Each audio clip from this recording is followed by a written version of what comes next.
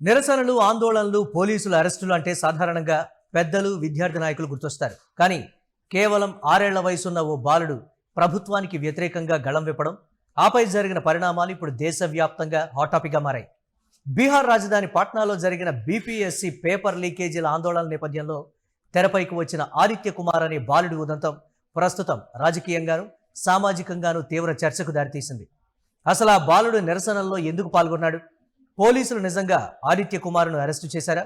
దీని వెనుక ఉన్న అసలు వాస్తవాలేంటి అన్న అంశాలను ఒకసారి చూద్దాం. బీజేపీ పాలిత రాష్ట్రంలో బీహార్ పబ్లిక్ సర్వీస్ కమిషన్ 70వ పరీక్షల నిర్వహణలో అవకతవకలు జరిగాయన్న ఆరోపణలతో విద్యార్థి లోకం భగ్గుమంది. పరీక్షను పూర్తిగా రద్దు చేయాలని డిమాండ్ చేస్తూ వందలాది మంది విద్యార్థులు పాట్నాలోని గాంధీ మైదాన్ నుంచి సీఎం సామ్రాట్ చౌదరి నివాసం వైపు భారీగా నిరసన ర్యాలీ చేపట్టారు. ఈ క్రమంలోనే ప్రభుత్వ తీరుపై తీవ్ర ఆగ్రహం వ్యక్తమైంది. అయితే ఈ ఆందోళనలో ఎవరూ ఊహించని విధంగా 6 ఏళ్ల బాలుడు ఆదిత్య కుమార్ ప్రత్యక్షమవడం అందరినీ విస్మయానికి గురిచేసింది. పెద్దలకే సరిగ్గా అర్థం కాని పోటీ పరీక్షల అవకతవకల గురించి ఈ చిన్నారి మాట్లాడటం ఇప్పుడు అందరినీ ఆశ్చర్యపరుస్తోంది. నిరసనల్లో పాల్గొన్న ఆదిత్య కుమార్ను మీడియా ముందుకు వచ్చి ప్రభుత్వానికి ఘాటు ప్రశ్నలు సంధించాడు. మా స్కూల్లో కనీస వసతులు లేవు, టీచర్లు కూడా సరిగ్గా రారంటూ తన పాఠశాల సమస్యలను ప్రస్తావించాడు. అంతేకాక నేరస్తులను పట్టుకోలేని పోలీసులు విద్యా హక్కు కోసం పోరాడుతున్న విద్యార్థులపై చేయి చేసుకుంటారా అంటూ సూటిగా నిలదీశాడు. అంతటితో ఆగకుండా అవసరమైతే బుల్లెట్ గాయాలకు కూడా సిద్ధమై లాఠీ చార్జీలకు, జైళ్లకు, బుల్లెట్లకు భయపడి వెనక్కు తగ్గేది లేదు. ఇప్పుడు పేపర్ లీక్లు అవుతున్నాయి. నేను పెద్దయ్యాక కూడా ఇలాంటి దుస్థితి రాకూడదని నేను కూడా ఈ నిరసనకు దిగాను అంటూ ఆ చిన్నారి చెప్పిన మాటలు సోషల్ మీడియాలో విపరీతంగా వైరల్గా మారాయి.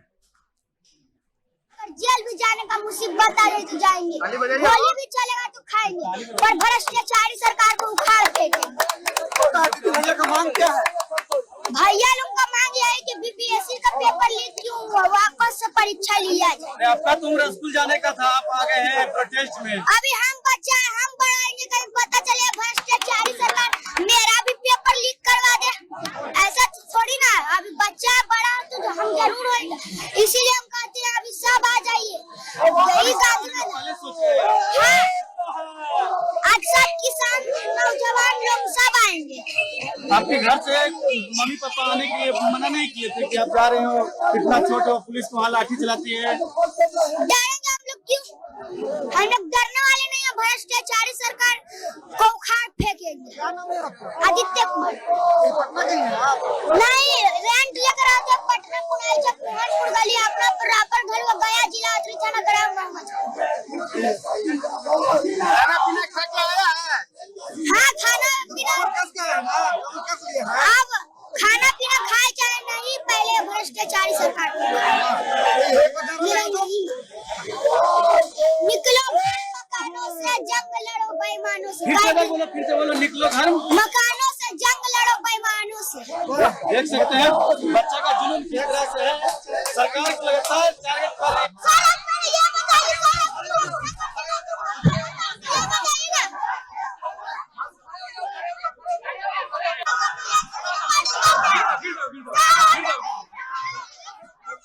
गाइस पुलिस के द्वारा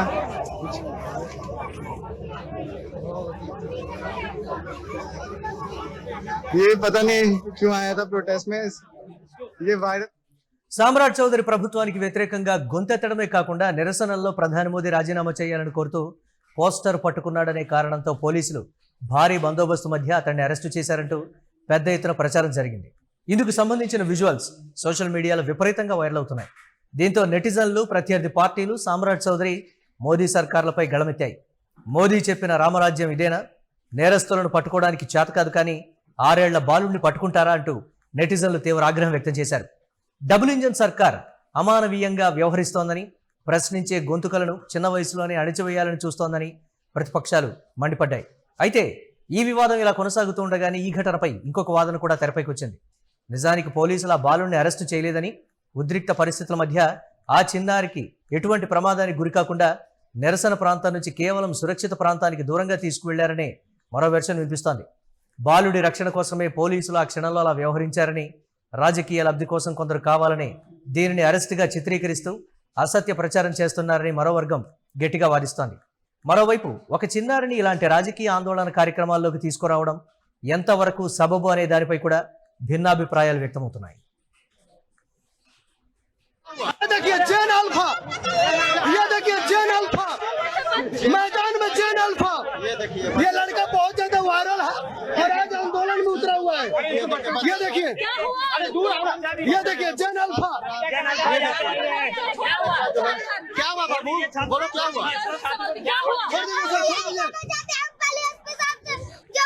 अरे ऐसे ये माथा पटा है, उसका आदेश किसने दिया था? ये तो हाथ पटा हुआ है। देखिए अब लगातार बच्चे सरकार पर सब जवाब कर रहे हैं।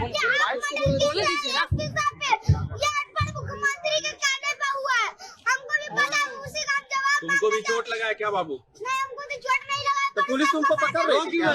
तुम वायरल हो गए। पुलिस तुमको उठाने जा रही थी। ये देखिए बच्चा जो है हम इसीलिए पुलिस को पकड़े थे कि हमको जवाब चाहिए कि आदेश किसने दिया था।